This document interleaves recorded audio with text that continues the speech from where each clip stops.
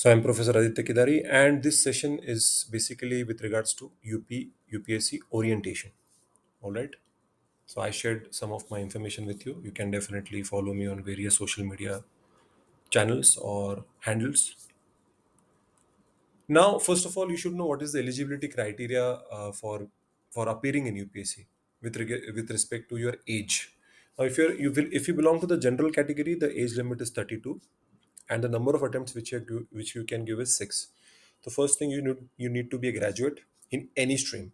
Okay, doesn't matter BA, BCom, BSc, LLB, MBBS, engineering. It can be any graduation, and the age limit is 32, and number of attempts is 6. So some of them, planned it out, and accordingly they give attempts, and somebody, as soon as they get graduated, they start preparing and they start give attempting. Again, if you are OBC candidate, but in OBC you should be non-creamy layer. Please be careful in that. Only OBC creamy layer does not get any kind of reservation. They are considered to be general. So OBC non-creamy layer, the age limit is 35 and the number of attempts are 9. And if you belong to scheduled caste or scheduled tribe, here the age limit is 37 and there is no limit on the number of attempts. Baki disabled defense service ex-serviceman person with benchmark disability, that's not that relevant. But yes, the first three rows are definitely relevant. So please keep this in mind. And again, there is no certain amount of percentage which is required in your graduation. ऐसा भी कुछ नहीं होता है. आपको basic आपका graduation completed है तो आप वो ग्रेजुएशन 2 साल में 4 साल में 5 साल में 10 साल में कंप्लीट करते हो, डजेंट मैटर. ग्रेजुएशन होना जरूरी है. Marks does not matter. और एज क्राइटेरिया और नंबर ऑफ अटेम्प्ट्स भी आपको पता होने बहुत जरूरी है. उसके बाद आप कौन से सर्विसेज में आप ज्वाइन कर सकते हो. तो जब हम यूपीएससी की बात करते हैं तो मैक्सिमम बच्चे आईएएस आईपीएस ही बोलते रहते हैं, because they are all India services.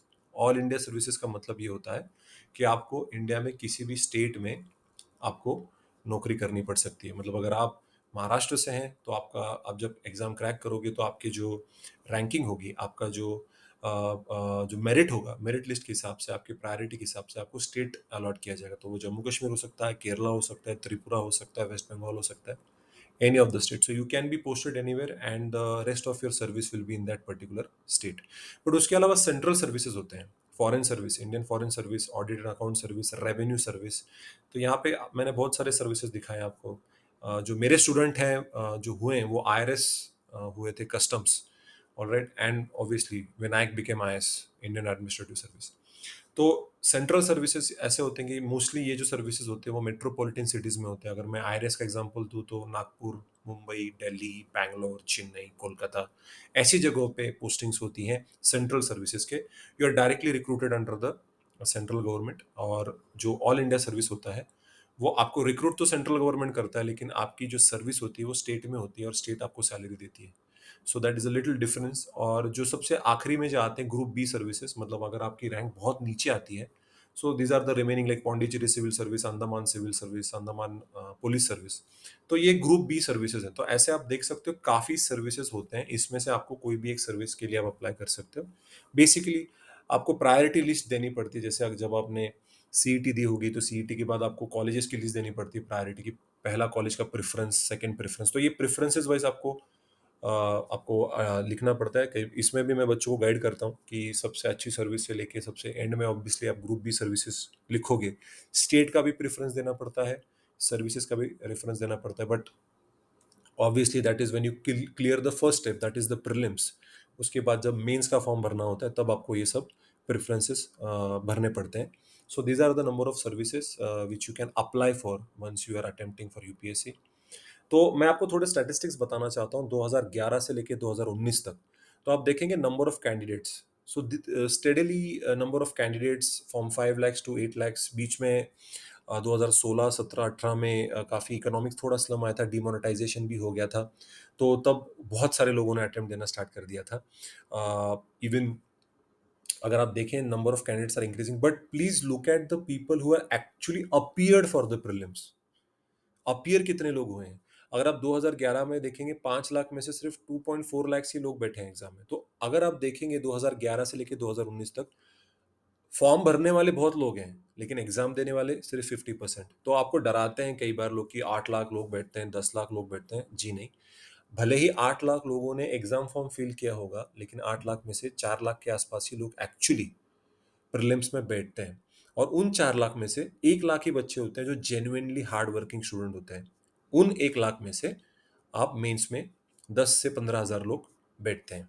Okay, now मतलब आपकी जो रियल फाइट है, आपका जो रियल जो आपका कंपटीशन है, वो 1 लाख बच्चे हैं, नॉट 8 lakhs एंड 10 lakhs। ये सिर्फ नंबर्स है, because there are number of people जो फॉर्म भर देते हैं और एग्जाम में चले जाते हैं थे होपिंग दैट कि हम क्रैक कर लेंगे। यूपीएससी होप पे क्रैक नहीं होती, आपको मेहनत करनी पड़ती है, डेडिकेशन करना पड़ता है। तो कई बार बच्चे पढ़ाई करने के बावजूद डर जाते हैं कि हम अटेम्प्ट नहीं दे पाएंगे, हमको याद नहीं आ रहा है। That requires practice, that requires proper guidance, and obviously that requires a lot of revision also. तो आप देखेंगे number of people applying for prelims and actually number of candidates appearing for the prelims is quite different. 50% reduction हो जाता है, और उसमें से और कम लोग मेंस में अपीयर करते हैं। And finally interview is there, and then according to the vacancies आपकी मेरिट लिस्ट लगती है कि आप कितना स्कोर करते हैं मेंस में और आपके इंटरव्यू में। प्रीलिम्स के मार्क्स जो होते हैं वो ओवरऑल आपके मेरिट लिस्ट में कंसिडर नहीं किए जाते हैं, ओनली मेंस एंड इंटरव्यू के मार्क्स कंसिडर किए जाते हैं। तो आप देख सकते हैं कि राउंड अबाउट 850 का अगर मैं एवरेज निकाल दूं, 850 टू 900 कैंडिडेट्स होते हैं हर बार, उनकी उतने पोस्ट निकलते हैं हर साल। All right. So this is a little statistics which you should know and not be scared of when people tell you that there are lakhs of people sitting. Yes, lakhs of people, but hardly 2 to 3 lakh people are actually sitting, और उसमें से 1 लाख बच्चे genuinely पढ़ाई करते हैं। उसके बाद मैं पैटर्न बताना चाहूंगा प्रीलिम्स का। जो सबसे पहला स्टेप होता है, मोर ऑफन देन नॉट जून जुलाई में होता है। पिछले साल 2020 की अटेम्प्ट अक्टूबर में हुई थी, बिकॉज ऑफ द लॉकडाउन सब कुछ बंद था। तो प्रीलिम्स का अगर आप पैटर्न देखेंगे तो 2 पेपर होते हैं। सबसे पहला पेपर होता है जनरल स्टडीज, जिसमें 100 क्वेश्चन होते हैं, हर एक क्वेश्चन का 2 मार्क्स होता है, total marks is for 200।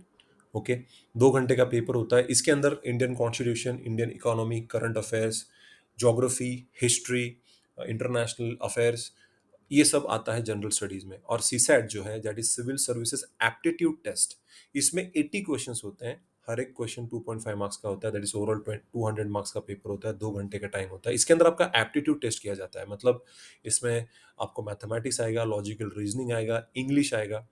Alright, ये सब आता है सीसैट में। देखिए, ये क्वालिफाइंग पेपर है, इसमें इसके ऊपर आपकी प्रीलिम्स की मेरिट लिस्ट नहीं लगती, इसमें आपको सिर्फ पास होना है।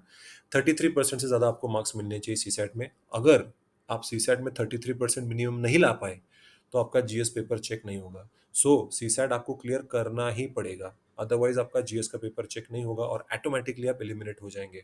इसलिए सीसैट क्वालिफाइंग पेपर है। 34% या 33.1% भी मिलता है, या 33% भी मिलते हैं, ओके, चल जाएगा, क्योंकि बहुत सारे बच्चे मैथमेटिक्स को डरते हैं, लॉजिकल रीजनिंग को डरते हैं, किसी किसी का इंग्लिश बुरा होता है। लेकिन फिर भी मिनिमम अगर आपको आईएएस आईपीएस लेवल पे जाना है तो आपको उतना तो आना चाहिए। तो 33% आपका क्वालिफाइंग है, और जीएस के बेसिस पे आपको क्वालिफाई किया जाएगा, आपकी मेरिट लिस्ट लगाई जाएगी। उसके बाद अगर मैं देखूं यूपीएससी मेंस एग्जाम पैटर्न, अगर मेंस का अगर हम देखेंगे तो 2 लैंग्वेज पेपर्स होते हैं। एक होता है मराठी, हिंदी, तमिल, मलयालम, जो भी आपका लोकल लैंग्वेज होगा वो आप ले सकते हो, और इंग्लिश मैंडेटरी है।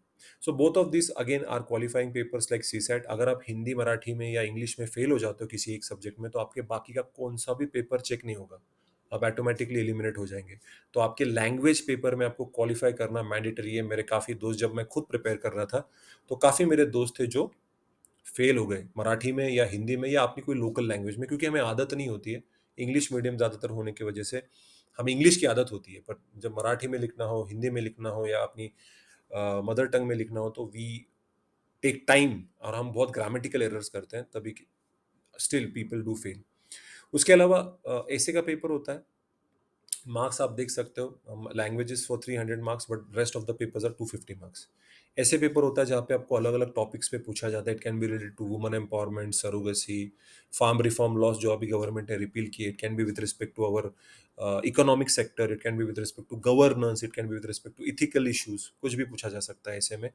तो ऐसे पूछे जाते हैं, 2 या 3 ऐसे होते हैं, उसमें से आपको 2 लिखने पड़ते हैं। Then we come to the general studies paper, paper 1, paper 2, paper 3 and paper 4। Paper 1 में आपको हिस्ट्री, ज्योग्राफी और सोसाइटी के बारे में पूछा जाएगा। पेपर 2 में Indian constitution, Indian polity and governance और इंटरनेशनल रिलेशंस, ठीक है। मैं ज़्यादातर फोकस पॉलिटी और गवर्नेंस में दूंगा इफ गिवन अपॉर्चुनिटी, बाकी के सब्जेक्ट्स में भी गाइड कर सकता हूँ, उसमें कोई not a big deal. GS 3 में आपको economy, science and technology, environment and disaster management ये आता है आपके जीएस 3 पेपर में। जीएस 4 में आता है इथिक्स। ठीक है, आप बोलोगे इथिक्स क्या होता है, तो इथिक्स में आपका there is discussion, there are dilemmas और there are situations given to you, और आपको सोल्यूशन पूछा जाता है। तो इससे आपकी पर्सनैलिटी काफ़ी टेस्ट होती है। तो इथिक्स ये पेपर ये एडिशन किया गया था लेटेस्ट 4-5 सालों पहले, थोड़ा सा जो चेंज हुआ था। उसके बाद आपको एक ऑप्शनल सब्जेक्ट सिलेक्ट करना पड़ता है, दैट इज मैंडेटरी। और उसके दो पार्ट्स होते हैं, ऑप्शनल 1 एंड ऑप्शनल 2। पेपर 1 और पेपर 2 ऐसे एक ही ऑप्शनल के दो पेपर होते हैं। तो एक तो ऑप्शनल आपको लेना ही पड़ता है। अभी सवाल आता है कि भाई कौन से ऑप्शनल हो सकते हैं। So there are number of options, आप मैंने यहाँ पे लिस्ट डाउन किया हुआ है। एग्रीकल्चर है, एनिमल हस्बेंड्री है, एंथ्रोपोलॉजी है। But you might be interested in law, क्योंकि आपका ग्रेजुएशन लॉ में हो रहा है। लेकिन मैंने अगर हाईलाइट किया वो है सोशियोलॉजी। ठीक है, आई डिड माई इंजीनियरिंग, मेरा बीई कंप्यूटर्स है, then I did my law, and my optional subjects were public administration and sociology. मैंने ना ही लॉ लिया ना ही मैंने कंप्यूटर इंजीनियरिंग लिया, because if you are preparing for UPSC the orientation is completely different.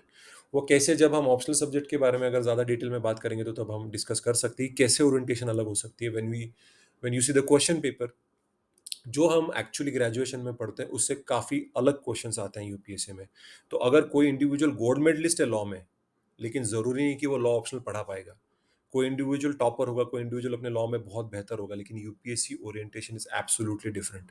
That's why sociology का मेरा कोई भी बैकग्राउंड नहीं है, लेकिन मैं अपने एकेडमी में सोशियोलॉजी चलाता हूँ और मेरे हाथ से 3 बच्चे ऑफिसर बने। Because even if a net qualified gold medalist in sociology goes to teach UPSC without any UPSC background, he cannot teach that optional subject. उसके लिए यूपीएससी ओरिएंटेशन होना बहुत ज़रूरी है। तो जी हाँ, इसलिए मैंने सोशियोलॉजी के ऊपर हाईलाइट किया है। पब्लिक एडमिनिस्ट्रेशन भी एक सब्जेक्ट अच्छा होता है। So normally go for subjects which are smaller and easier to understand, to complete it within the time frame. क्योंकि सबसे बड़ा जो जो चैलेंज होता है यूपीएससी प्रिपरेशन करते समय, वो है टाइम का इशू। टाइम मैनेजमेंट, क्योंकि इतना सिलेबस होता है, उस सभी सिलेबस को पढ़ के याद करना, रिवाइज करना, उसके लिए एग्जाम देना, टेस्ट सीरीज करना, सब कुछ बहुत मुश्किल हो जाता है। तो मैं तो बच्चों को हमेशा यही कहता हूँ कि आपका कोई सब्जेक्ट जो भी आपको अच्छा लगे, at the end of the day it is your choice. अगर आप बोलते हो कि सर मुझे जूलॉजी लेना है, ले लो भाई।